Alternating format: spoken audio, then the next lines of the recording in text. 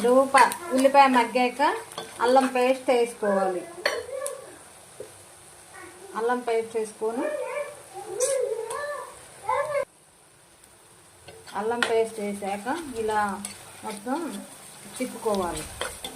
తిప్పేసుకొని మగ్గిన దాకా చూడాలి. చూసి మంచిగా రోస్ట్ వస్తుంటుంది. రోస్ట్ రావాలి మంచిగా. రోస్ట్ వస్తే తర్వాత రోస్ట్ వచ్చాక కొంచెం సాల్ట్ వేయాలి. సరిపడా మనకి టేస్ట్కి తగ్గట్టు సాల్ట్ వేసుకోవాలి. కర్రీలో సాల్ట్ వేసుకొని ఇలా తిప్పేస్తే కొంచెం మూత పెట్టుకోవాలి. మూత పెట్టుకొని మధ్యదాకా చూడాలి. ఇప్పుడు పసుపు వేసుకోవాలి. మన కలర్కి తగ్గట్టు పసుపు వేసుకొని ఇలా మొత్తం కలర్ తిప్పుకోవాలి.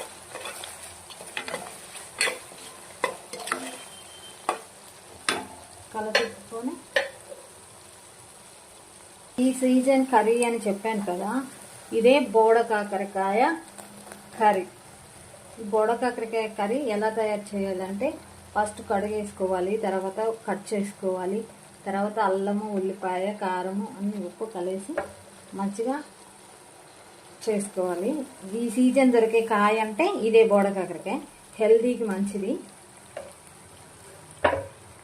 కట్ చేసి పెట్టుకున్నాను.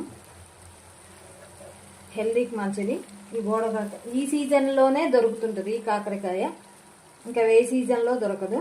ఇలా మగ్గాలి. ఇలా మగ్గాక కొంచెం చిల్లీ పౌడర్ వేసుకోవాలి. కొంచెం ఇంకా కొద్దిగా మగ్గాక చిల్లీ పౌడర్ వేసుకుంటే టేస్ట్ వస్తుంటుంది. ఇప్పుడు చిల్లీ పౌడర్ వేస్తున్నాం.